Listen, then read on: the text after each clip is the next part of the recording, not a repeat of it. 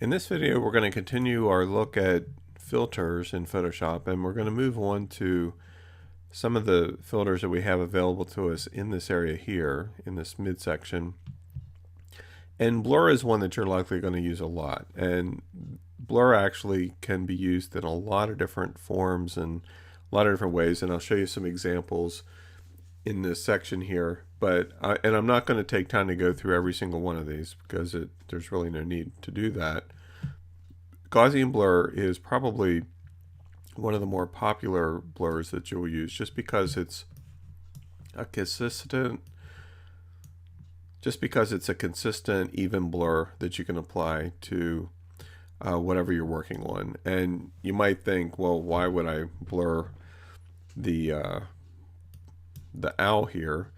But you might notice that the original is kind of a little punchy. It has some pixelizing in it, and I picked this one on purpose just so that you could see that there's some pixelizing here and that we can actually use blur to remove some of that pixelizing without really losing the effect of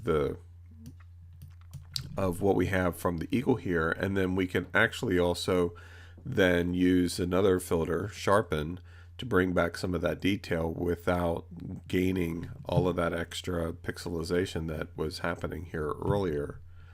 Another type of blur that we can use, and we may use quite a bit, is motion blur. And motion blur basically makes it look like an object is moving, and probably one of the best ways of using that is if you have an object that's isolated, make a copy of that layer and then apply motion blur to the one layer so that it looks like the object is moving down the road. Like, for instance, let me take a quick silhouette of just the owl here. So let's see, probably the easiest way to do that in this case would be to use quick selection tool.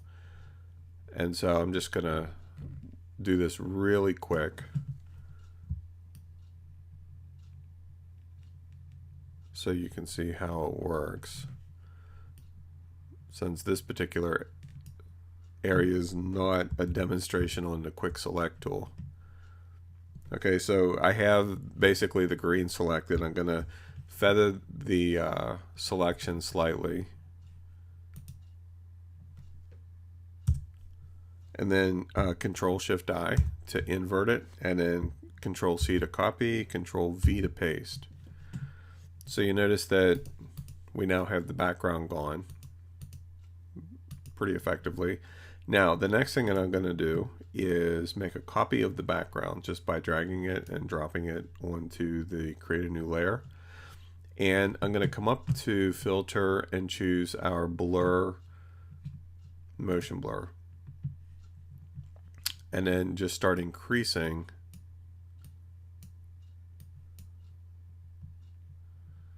the distance.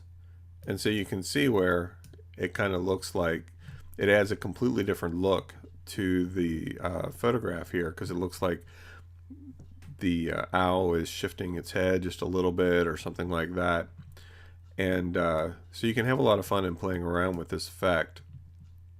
You can even do something like make a copy of the owl itself and apply the blur just to that so that it isn't picking up any of the green. Let me just turn these two channels off. Come to blur, motion blur, and you notice that it's a lot more subtle here. You can't see it as much.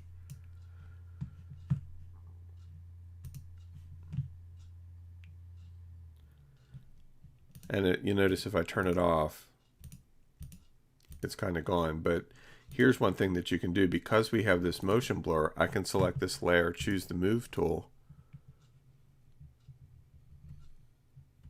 and just scoot the image over here like that so that it has a lot of the color relationships that the owl has, because it's sampling these colors off of the owl itself. Now you'll notice that there's a little bit of fringing still with the green, and that's actually easy to remove. We could just take the eraser tool and just even with the default 13 pixels and just come along here and just erase along that edge.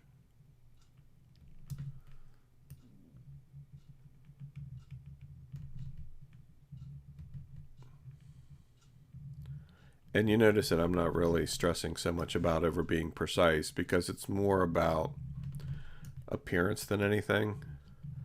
And in some cases, like where his body is already out of focus, it may actually make sense to turn the hardness down and the brush size up so that it kind of blends into the background even more.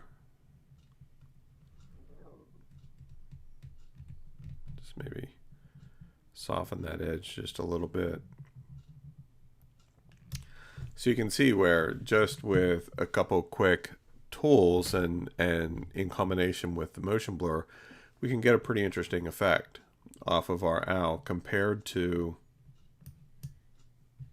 the original that we had. So there was our original, and this is the new version. So just one way that you can use motion blur. The next type of blur that I want to bring your attention to is the radial blur. And we're going to switch pictures to take a look at the radial blur here. I have this architectural dome. This is actually in our state capital here in Pennsylvania where I took this. And radial blur basically finds, well, I'll show you what it does and then I'll explain how to control it better. So I'm going to select radial blur, and it basically does two things. You can either have it blur in a spin form or in a zoom form. Quality, I usually go with best. And so with the amount, the higher you increase it, the more it spins. So like, just for the sake of saving time on the video, I'm going to select good, and we'll go with, let's just increase it to 100% just so you can see the dramaticness of the effect. So you can see what it did with the picture. Okay, it just totally spun it. If I turn down that effect to say 50%, you notice that there's a little bit more detail, but still you really can't see what it is. So you can actually control the end result of what you're going to get based on the amount that you're applying it. Okay, so it definitely has some isolated uses, but you can see where you could still do some pretty cool things with it. And then the other version of it, of course, is zoom. And I actually use this a lot, more than I would think. If I just go to 100% and click OK, it just kind of zooms out from the central portion here. So it's a pretty cool effect, isn't it? And then, of course, if we turn that amount down to say 35, you know, again, it kind of looks like you're flying down into a tunnel or something. Doesn't this almost look like a scene out of Star Wars now? You know, like you're going down through a tunnel into this central area here, and these are windows and machine panels and all that kind of stuff. I mean, it's just kind of cool.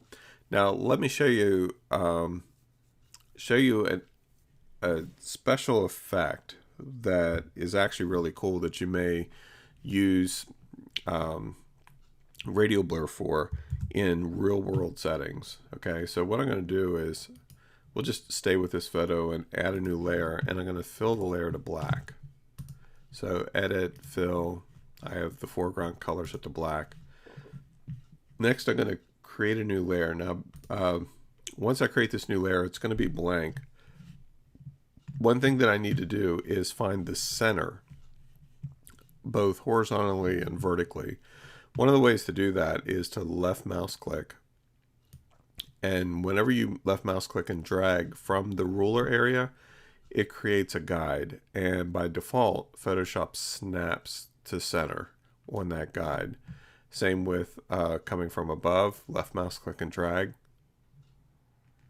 it snaps to center.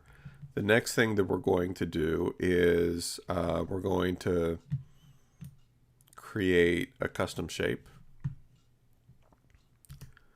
And I'm going to scroll down, and what I want to see is, see what we got here for stars. We have these. That one there is unusual, that flower petal. These are all very symmetrical. Actually, let's just go with this 8-point star. Or no, you know what? Let's go with this one because it's a starburst, but it's unusually shaped. And I'm going to just draw that shape here. And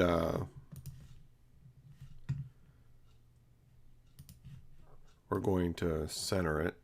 It filled with black because that's the foreground color that I had. And actually, I think center is going to be slightly off center for us. Now, one thing that I'm going to do, I'm going to turn the black back on. One thing I'm going to do, I'm going to leave the shape here, but I'm going to create a new layer by clicking again. And I'm going to control click the shape. That'll turn it into a selection. And I'm going to fill that with white. Fill white. Okay. Deselect it. Now, we're going to come up to filter, blur, radial blur. And I want to zoom 100% and watch what happens. We get this interesting starburst. Okay, now what's really cool is that we can actually continue to apply that filter, and the more we do, just by hitting radial blur again, it starts to increase that into a starburst. If you want to add a little more detail, we can lock the layer momentarily, come up to filter, choose noise, add noise, and we're going to look at noise here more in a minute. Add a little bit of color noise to it, click OK. Unlock the layer, and then go back to our radial blur. And let's change it to best. And apply it a couple times. And so now you can see what's happening is, we'll hide those guides there. We have this starburst that's happening, and it's not completely symmetrical because of the shape that we used. But what's really cool is that it's transparent because we created it on a layer. So then I have now this starburst that I could apply to anything, like coming from the lamp or however I want to use that. If I set the blending mode from normal to say screen, it looks like that lamp there is shining. Okay, so there's a number of ways that you can use this. You could actually even make it smaller just to create a small shimmer on glass or something like that. So it's just a real world way of using radial blur. Okay. All right, next, another thing that I want to take a look at on blur here. Let me choose the background. And let's see. Yeah, I think we'll stick with this image. With blur, shape, smart blur, and surface blur. Smart blur and surface blur are pretty cool tools because one of the things that it does is it actually gives you the ability to maintain a level of detail while getting rid of some of the imperfections in an object. And to demonstrate that, let me increase the size of this image up to double.